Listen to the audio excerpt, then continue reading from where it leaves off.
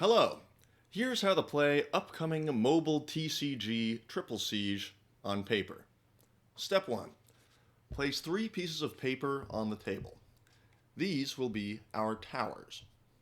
Step 2. Place a spin down on the table set to 1. This will be the turn counter. Step 3.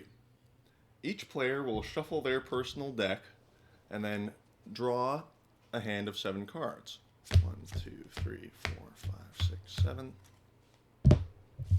And then, step 4, we both roll dice to determine who gets to decide who goes first. I rolled a 3, and my opponent here rolled snake eyes. I'm going to decide to go first. So, at the beginning of my turn, I'm going to draw a card. Nice. Then my turn begins proper. I'm going to play this Magmatic Boxer on this tower here. We can see that Magmatic Boxer has power 3, so to keep track of how much power I have at this tower, I'm going to put a little dice that says 3 here.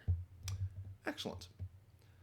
So, since I have the most power at this tower, I control this tower. The player who controls the most towers at the end of turn 10 wins the game. And that's Triple Siege.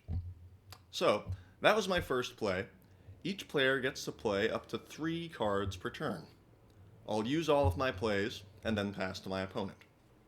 Let's play a Tiger Shark and Gale Force.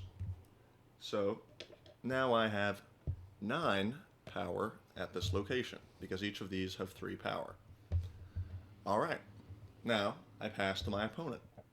I increment this to 2, and then, if this says 2, and it's your turn, do not draw a card at the beginning of your turn.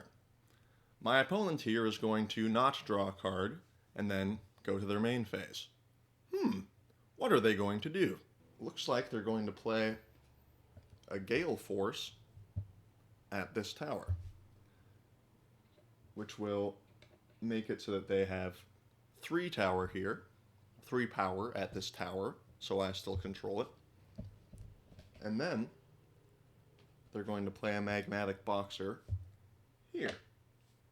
So now they have 3 power. And then they'll pass. They're only going to decide to play 2 cards this turn. Interesting. Now, the turn counter goes to 3, and my turn begins again. I'll draw a card, and then ponder my next move. Let's fast forward a little bit. Welcome back. It's now turn 9. This is the beginning of my turn. I'll draw my card per turn, and then resolve anything that happens at the beginning of my turn in the order that I choose. So, at the beginning of my turn, Wise Old Tortoise says that I draw 2 cards. So, I'm going to draw 2 cards. Nice. Now, I'm going to think about my next move for a second and realize something pretty bad. I'm in the position to lose this game right now. My opponent is winning this tower, my opponent is winning this tower, and no one is winning this tower. Since they're winning 2 of the 3, that means that they're in a position to win. And furthermore, all of my slots are filled. This is bad. I need to get 2 more power to beat them here, but I cannot play any more cards here because each tower has 4 slots, and all of those slots are filled. But there's something I can do. I can replace one of my cards here by playing a card of the same color on top of it. The same color deserves some explanation here. Triple Siege requires you to have passed primary school and know what the primary and secondary colors are. Purple is a combination of blue and red, orange is yellow and red, and green is yellow and blue. So, I'm going to beat my opponent here by playing a purple card on top of, let's see, I could play it on top of this red card, this blue card, or this blue card. I'll choose to play it on top of this blue card. So I do so, and now that I've played a card on top of this card, it is discarded and goes to my discard pile, which is beside my deck, face up. This card has an effect that says, on enter, destroy the first friendly card here, then create a purple card with advanced and power equal to the destroyed card's power. So, first and last. This is the first card at this tower, and this is the last card at this tower. On my opponent's side, this is their first card, and this is their last card. In situations like this, Magmatic Boxer here would be the first and last card at this tower. So, destroy the first friendly card here. I'm going to destroy Magmatic Boxer. And then these will bubble up to fill the empty slots. Now I have one imaginary empty slot here. And I'm going to immediately fill it by creating a purple card with advanced and power equal to the destroyed card's power, which I'll denote with this empty sleeve here. And Magmatic Boxer had power 3, so I'm going to put 3 here. And now I'm in the position to tie the game. I win this tower, my opponent wins that tower, and a draw. Let's see if I can win. And then I can pass to my opponent's turn. This will increment to 10.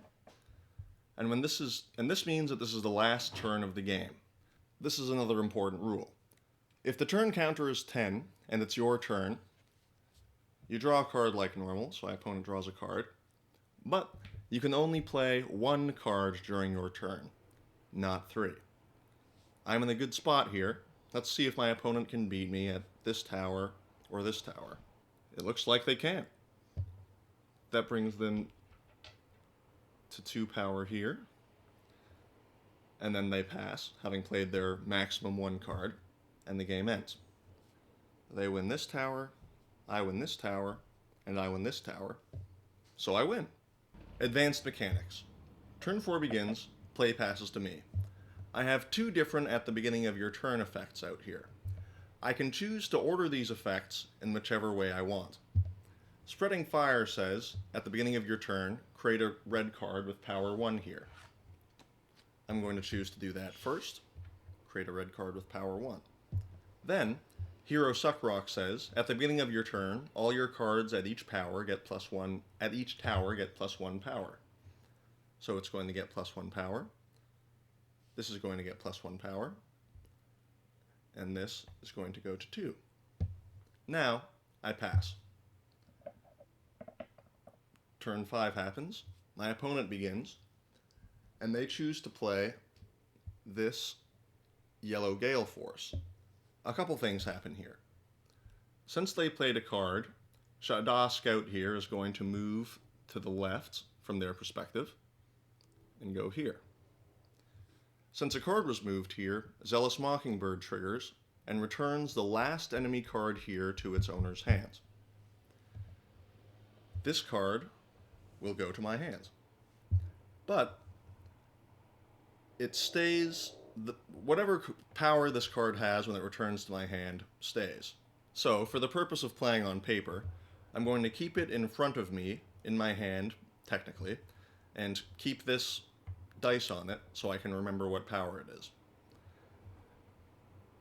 There are some more complex mechanical interactions, but generally reading the card should explain the card, and also I'm always available to explain things to you. Thank you.